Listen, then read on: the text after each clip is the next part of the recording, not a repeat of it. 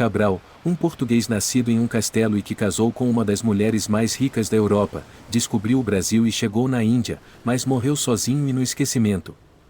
Venha embarcar na aventura do redescobrimento da vida e morte de Cabral. Nascido em berço de ouro, Pedro era o 11º, de 15 filhos do casal Fernão Cabral e Isabel de Gouveia. Seus antepassados haviam lutado junto aos reis de Portugal na Batalha de Aljubarrota e, como retribuição, haviam recebido um brasão e o feudo de Belmonte, próximo à Serra da Estrela. Foi batizado apenas com o sobrenome da mãe, Gouveia ao invés de Cabral. Naquela época o filho mais novo não teria direito à herança, e nem o sobrenome do pai. Apenas após a morte do seu irmão mais velho é que Pedro recebeu o sobrenome Cabral.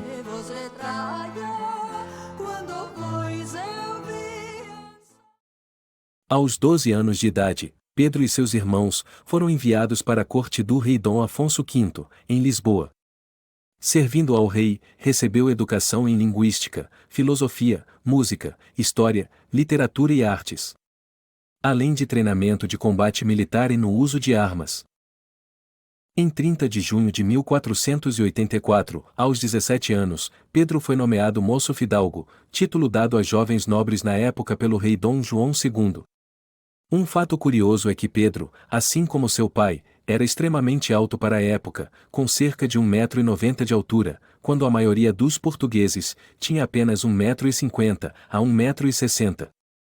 Relatos da época dizem que Pedro era alto, de boa aparência e educado, o que o fez se destacar na corte. É possível que Cabral em sua juventude tenha participado de incursões militares no Marrocos como seus antepassados. Mas não há registro oficial. O que se sabe é que foi nomeado fidalgo pelo rei Dom Manuel I e em abril de 1497, passou a receber um salário anual de R$30 mil.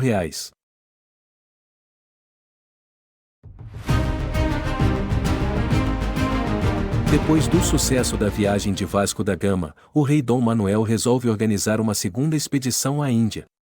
Para acomodar a missão de estabelecer negócios com o governante de Calicut na Índia, escolhe Pedro Álvares Cabral como capitão diplomático, comandando 13 navios, a maior frota naval que já tinha saído da Europa em todos os tempos.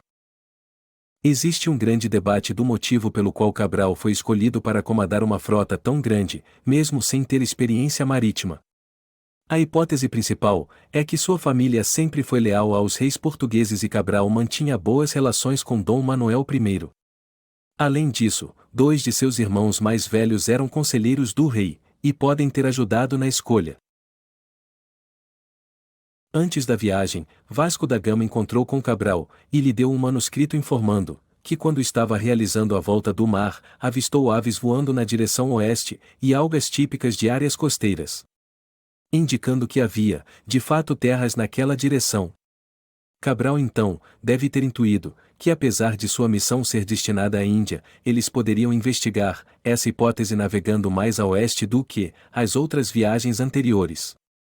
É provável também que outros portugueses já tivessem chegado ao Brasil antes de Cabral e que tivessem mantido o segredo, para que os espanhóis não soubessem. A verdade é que a frota de Cabral foi montada às pressas, planejada para sair de Lisboa antes do fim do inverno, pois, segundo a informação dos pilotos árabes, de Vasco da Gama, só seria possível navegar no Oceano Índico, em direção à Índia no verão, com os ventos favoráveis das monções. Caso contrário, a viagem teria que ser adiada por mais um ano. Antes da viagem, Cabral teve reuniões privadas com o rei Dom Manuel, que lhe deu as últimas instruções antes da viagem. A missão de Cabral seria a de convencer o Samorim de Calicut a conceder o monopólio no comércio de especiarias para os portugueses.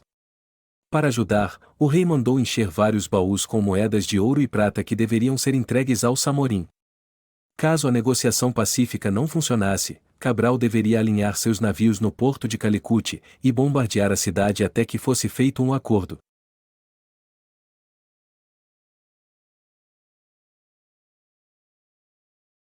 Dia 8 de março de 1500, domingo.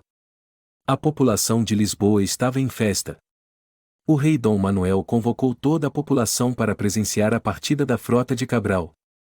Após a missa, a população acompanhou a procissão do rei, com Cabral ao seu lado, e os demais capitães da expedição, até a praia do Restelo, onde a tripulação embarcaria.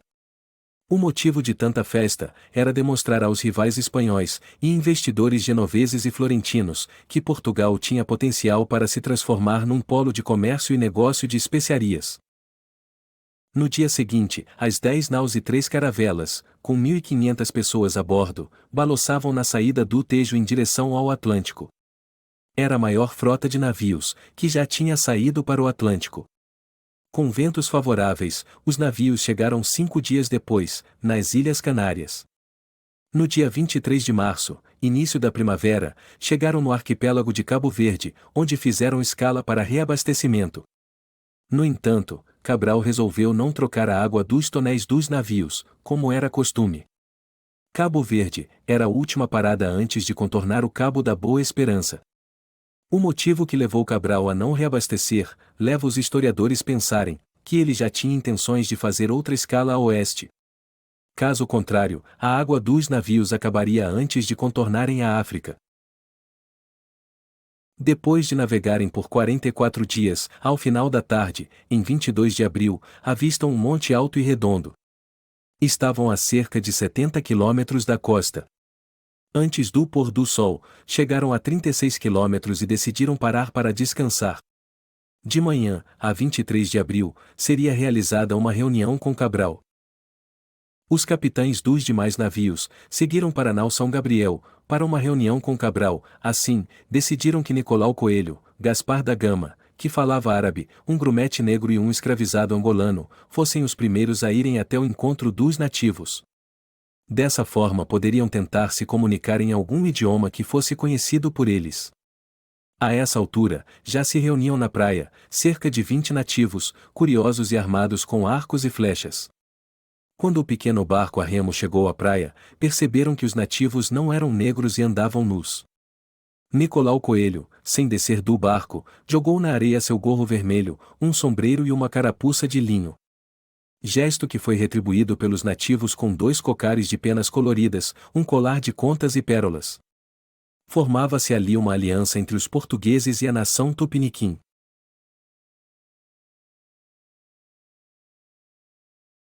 A nação Tupi havia se originado na Amazônia, por volta do ano 1000, realizaram uma migração em massa para o litoral. Eles estavam em busca da terra sem males, ao longo do caminho, guerrearam, e fizeram alianças com outros povos indígenas, incluindo o confronto com o povo do Sambaqui, que ocupava a costa do Brasil desde 3.000 anos antes de Cristo. Após se estabelecerem no litoral, o povo tupi se dividiu em vários grupos, que mais tarde viraram inimigos entre si, embora também realizassem comércio e alianças eventuais. Os tupiniquim, uma ramificação do tronco original tupi, viviam na Bahia e no litoral paulista, eram cerca de 85.000 indivíduos nos 2 territórios em 1500.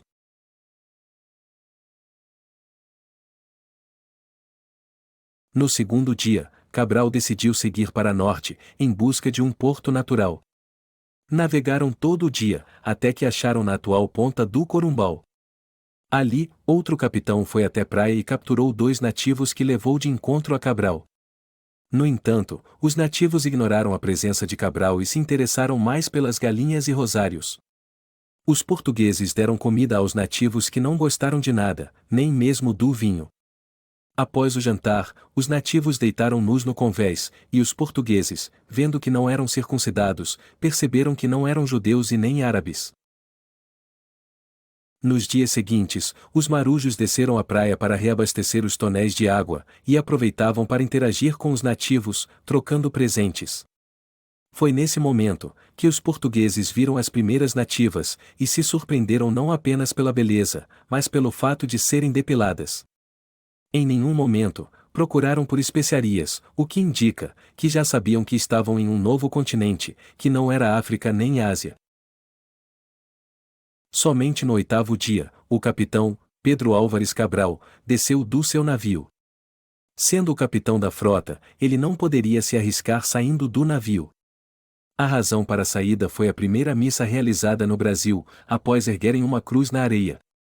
Toda a tripulação desceu dos navios em direção à praia, fazendo uma procissão com mais de 1000 homens. Os nativos, curiosos com aquela cena, imitavam os gestos dos portugueses. Após a celebração da missa, os portugueses e nativos começaram a dançar e cantar juntos. Segundo Pero Vaz de Caminha, o irmão de Bartolomeu Dias, Diogo Dias, dava cambalhotas e saltos na areia que os nativos ficavam encantados. Um velho indígena aproximou-se de Cabral e deu-lhe um manto de penas, arcos, flechas e cocares, além de araras e papagaios. Cabral permaneceu por mais alguns dias, na terra que batizou de Ilha de Vera Cruz, deixando 2 degredados com os nativos. 3 nativos embarcaram por vontade própria nas naus. 5 grumetes desertaram. As naus então, seguiram para sul por mais 1000 quilômetros antes de seguirem para a África. Após uma longa calmaria, veio uma tempestade tão forte, que afundou 3 naus e uma caravela e cerca de 380 homens, incluindo Bartolomeu Dias. Somente 20 dias depois, as naus voltaram a se encontrar, dessa vez no Quênia, onde os portugueses possuíam uma feitoria. Cabral conseguiu a ajuda de um piloto hindu em Moçambique, que o ajudou a chegar na Índia, 6 meses depois de ter saído de Lisboa.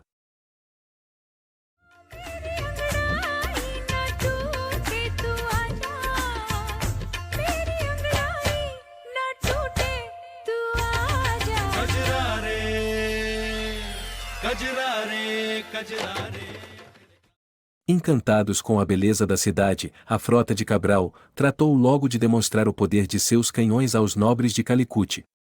Permaneceram no porto por 3 meses, fazendo negociações com o Samorim. Ao fim, o Samorim concordou que os portugueses fizessem comércio no local, mas os árabes foram contra e iniciaram uma revolta que matou 50 portugueses. Cabral reagiu, com um bombardeio contínuo por 2 dias, destruindo a cidade.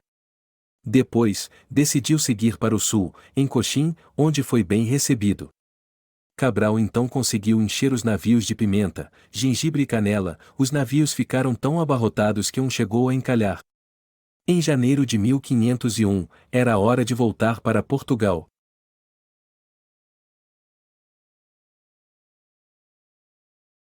Em junho, chegaram de volta à África do Sul, dessa vez com tempo bom.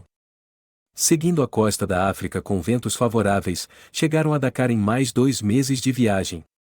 Logo após, ao chegarem no Senegal, encontraram uma nova frota que havia acabado de sair de Portugal. Nessa frota, estava Américo Vespúcio, que estava partindo em direção ao Brasil. Em julho, Cabral chega de volta a Lisboa, onde é recebido com alegria. Apesar de muitas naus terem sido perdidas, as naus que sobraram conseguiram dar um lucro de 800% para os investidores da viagem. O próprio Cabral trouxe para si 30 toneladas de pimenta como parte do seu pagamento.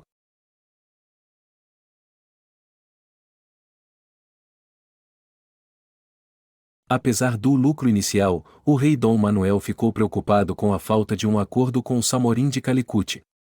Decidiu então que enviaria uma nova frota para a Índia, mas dessa vez, Cabral não seria o capitão. Cabral, no entanto, não aceitou ser subordinado, e sua recusa e o fracasso da missão fizeram com que deixasse de ser recebido pelo rei. Percebendo sua frágil posição, Cabral decidiu se afastar da corte, passando a viver em Santarém, com seu salário de R$ 30.000 anuais e os 35 quilos de ouro que havia recebido.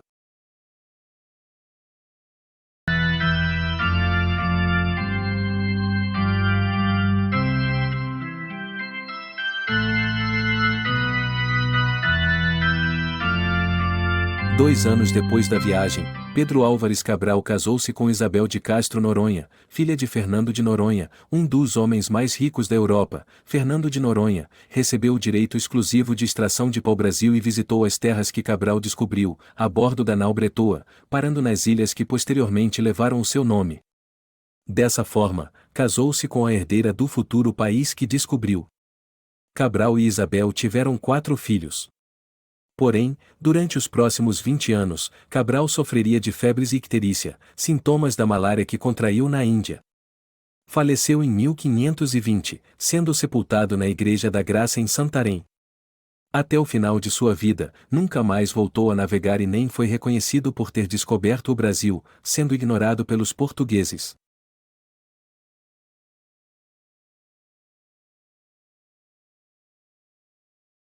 Em 1839, Adolfo Varnhagen achou o túmulo da esposa de Cabral, que estava sepultado ao seu lado. Em 1903, foi realizada uma exumação e parte dos ossos de Cabral foi levada para o Rio de Janeiro, onde estão até hoje, na Igreja Nossa Senhora do Carmo. Ainda segundo a lenda, da cidade de Belmonte, a imagem de Nossa Senhora da Boa Esperança, na Igreja da Sagrada Família, seria a mesma, que Cabral encomendou para colocar na sua cabine privada, na nau São Gabriel. Coincidentemente, a nau que levou Cabral ao Brasil, seria batizada em homenagem ao anjo mensageiro, de uma nova era. Para saber mais sobre a história do Brasil, inscreva-se e deixe seu like.